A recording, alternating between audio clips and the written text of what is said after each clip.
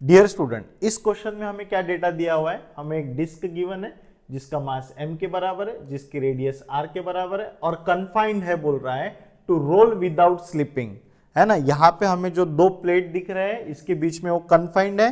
Role without slipping का मतलब होता है रिलेटिव वेलोसिटी दो पॉइंट के बीच में जीरो है। इसका मतलब होता है ये डिस्क के ऊपर का जो a पॉइंट है उसकी वेलोसिटी और इसके ऊपर जो प्लेट, ऊपर वाली जो प्लेट है इसकी वेलोसिटी v दिया है, इन दोनों की वेलोसिटी सेम रहेगी। और जो बॉटम वाली प्लेट हमको दिया है इसकी वेलोसिटी 2v है, तो इस डिस्क के ऊपर का जो b पॉइंट है उसकी भी वेलोसिटी 2v रहेगी, तभी तो वो रोल विदाउट स्लिप कहलाएगा। ठीक है, अब हमें क्या पूछा है सवाल में? If the plates have velocity shown, दिखाया है already, then find out the distance of instantaneous centre from the point a। अब हम लोग क्या करेंगे, इस डायग्राम को थोड़ा सा सिंपल फॉर्म में ड्रॉ कर लेते हैं। मान के चलो कि ये हमारे डिस्क है, ये हमारा a पॉइंट हो गया, a पॉइंट की वेलोसिटी हमें v के बराबर गिवन है, और ये हमारा b पॉइंट हो गया, इसकी वेलोसिटी हमें 2v के बराबर गिवन है। ये बच्चों हो चुका है हमारे पास में इसका डायमीटर जो 2r के बराबर है, और ये हो चुका है इसका सेंटर ऑफ मास। ये सेंटर मानो डिस्क का, कोई हरकत नहीं। और मैंने आप लोगों को कहा है कि जब भी हमें इंस्टेंटेनियस एक्सिस ऑफ रोटेशन का लोकेशन फाइंड आउट करना है तो जो भी एंटी पैरेलल वेलोसिटीज है उसके हेड पॉइंट को हमें डायरेक्टली ज्वाइन करना है। तो ये वाला जो पॉइंट हमारे पास में हो गया, इस पॉइंट को हम बोलेंगे इंस्टेंटेनियस एक्सिस ऑफ रोटेशन। इस पॉइंट का मतलब होता है कि ये डिस्क के हर एक पार्टिकल की एंगुलर वेलोसिटी इस पॉइंट के अबाउट सेम है, इक्वल है।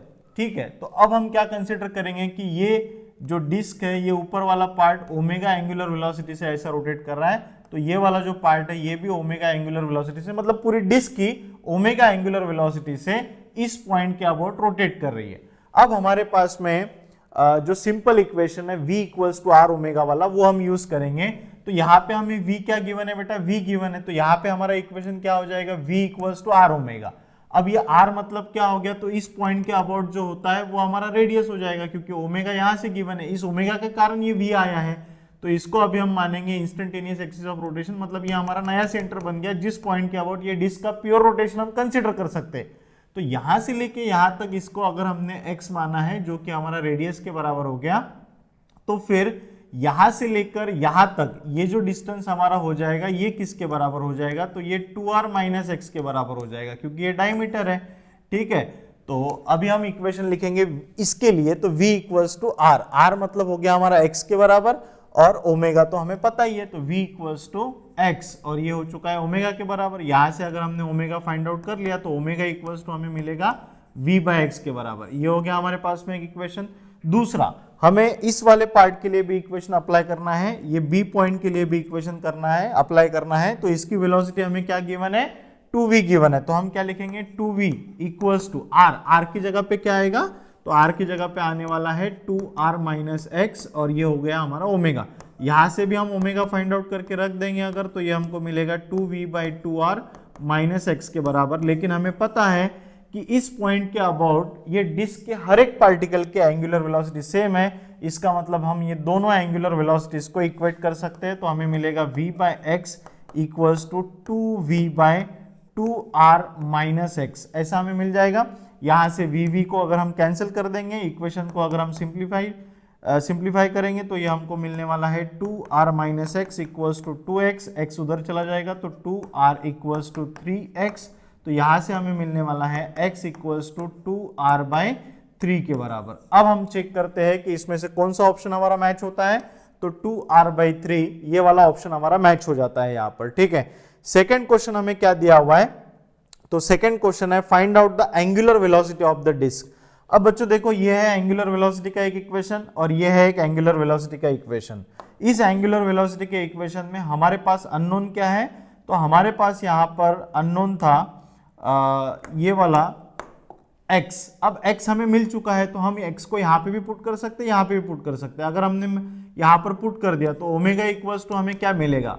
v तो हमारा v है, और x हमको कितना मिल चुका है? 2r बाई 3 के बराबर। 3 हमारा ऊपर चला जाएगा, तो ओमेगा इक्वल्स टू हमें मिल चुका है 3v बाई 2r के बराबर। मतलब हमारा सेकंड वाला ऑप्शन यहाँ पे करेक्ट हो गया। ठीक है, नेक्स्ट क्वेश्चन हमको क्या पूछा है? What is the velocity of the centre of मास। अब सेंटर ऑफ मास की वेलोसिटी हम कैसे फाइंड आउट करेंगे?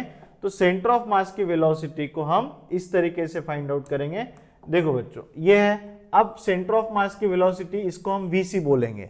तो हमको एक बात तो पता है कि ये डिस्क के हर एक पार्टिकल के एंगुलर वेलोसिटी अभी सेम है, तो ये वाला एंगुलर वेलोसिटी तो हमारा ओमेगा के बराबर हो चुका है, और हमको पता है v equals to R omega होता है। तो हमको इस रेडियस की जरूरत पड़ेगी अभी कि ये रेडियस कितना है। अभी हमें पता है कि यहां से लेके यहां तक ये r है, और ये वाला जो डिस्टेंस है जो हमने x फाइंड आउट करके रखा है वो हमारा कितना है, तो वो 2r/3 है। अगर हम इस r में से 2r/3 माइनस करेंगे तो हमें ये रेडियस किसके बराबर मिलता है, तो r/3 के बराबर मिलता है। तो सेम इक्वेशन जो हमने इसके पहले अप्लाई किया है, ये वाला इक्वेशन, वैसे ही अब हमें इस पॉइंट के लिए भी इक्वेशन अप्लाई करना है। तो वो हमारा क्या हो जाएगा, linear velocity of the centre of mass equals to R omega. R हमारा कितना है, तो r/3 है। ओमेगा कितना है, तो ओमेगा हमने ऑलरेडी फाइंड आउट करके रखा है, जो हमको मिला है 3v/2r के बराबर। तो ये हो चुका है हमारा 3v/2r। यहां से 3 कैंसिल, r कैंसिल, तो हमें मिल चुका है v/2 के बराबर। ठीक है, तो velocity of the centre of mass equals to v/2। तो हमारा थर्ड वाला ऑप्शन यहाँ पे मैच हो जाता है।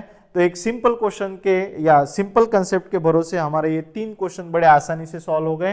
होप सो आपको ये तीनों क्वेश्चन समझ में आ चुके होंगे। Thank you so much.